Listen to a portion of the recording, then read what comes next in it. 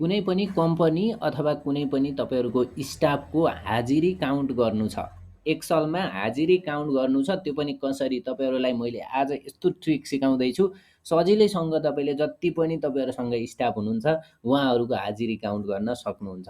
साथीहरू सुरु गरौँ भिडियोलाई अन्त्यसम्म हेर्नुहोला। साथीहरू एक्सलको टिप्सहरू धेरै नै आइरहेका छन्। एक्सलको टिप्सको लागि तपाईँले यो युट्युब च्यानललाई सब्सक्राइब गर्नुहोला। साथीहरू यहाँनिर मैले स्टाफको नाम लेखेको छु। यो कुनै पनि कम्पनीको एउटा स्टाफको नाम अनि यो डाटा रहेको छ, जुन हाजिरीको डाटा रहेको छ। यहाँनिर विक रहेको छ, एक हप्तामा यो विकली मैले यहाँ निकाल्न सिकाउँछु। तपाईँहरूले मन्थली पनि निकाल्न सक्नुहुन्छ यसै गरेर। यहाँनिर नेम अफ स्टाफ रहेको छ र यहाँ हामीले टोटल एटेन्डेन्स निकाल्नेवाला छौँ।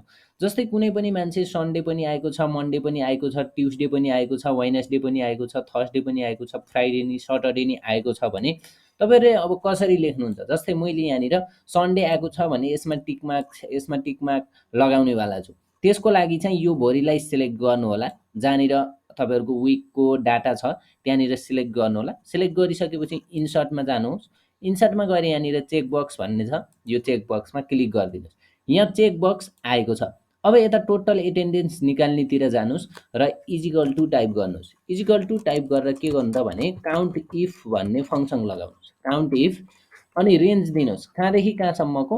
हामीले काउन्ट गर्ने भनेको यहाँदेखि यहाँसम्मको हो है, सन्डेदेखि सटरडेसम्मको हो। त्यही भएर त्यसलाई काउन्ट इफ गऱ्यौँ। अनि एउटा कमा दिनुहोस् अनि के दिनुहोस्, ट्रु दिनुहोस्। किनभने टिक मार्क भएको गन्ने हो, त्यही भएर हामीले ट्रु दिएर ब्राकेट क्लोज गऱ्यौँ अनि इन्टर गऱ्यौँ है।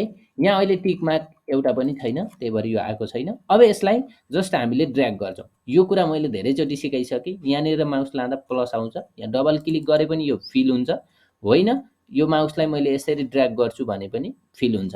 यसमा चाहिँ कुनैलाई फिक्स चाहिँ नगर्नु होला, किनभने हामीले यो रोलाई पनि चेक गर्नु छ, यो रोलाई पनि चेक गर्नु छ, सबै रोहरूलाई चेक गर्नु छ। त्यही भएर फिक्स चाहिँ गर्दैनौँ अनि इन्टर गरौँ। अब तपाईँहरूले इक्जाम्पल जस्तै कुनै पनि स्टाफ, जस्तै राम भन्ने स्टाफ सन्डेमा आउनुभयो भने एक दिन आउनुभयो, मन्डे पनि आउनुभयो भने 2 दिन भयो, ट्युसडे पनि आउनुभयो भने 3 दिन आउनुभयो, वेडनेसडे पनि आउनुभयो भने 4 दिन आउनुभयो, थर्सडे आउनुभयो भने पनि 5 दिन आउनुभयो। यसरी हामीले हेर्नु त कति दिन आउनुभयो भन्ने कुरा काउन्ट गर्न सक्छौँ। तपाईँको स्टाफ कुन दिन आउनुभयो, कति दिन आउनुभयो भन्ने हामीले यसरी टोटल एटेन्डेन्स निकाल्न सक्छौँ। साथीहरू टोटल एटेन्डेन्स निकाल्नको लागि मैले जुन फङ्सन युज गरेको छु तपाईँले यहाँ हेर्न सक्नुहुन्छ। काउन्ट इफ भन्ने एउटा फङ्सन युज गरेको छु। काउन्ट इफ गरेर जुन सन्डेदेखि सटरडेसम्मको रेन्ज लियो अनि ट्रु भ्यालु चेक गर्नु छ, त्यही भएर हामी ट्रु गरेर इन्टर गरेका हौँ। केही पनि छैन साथीहरू।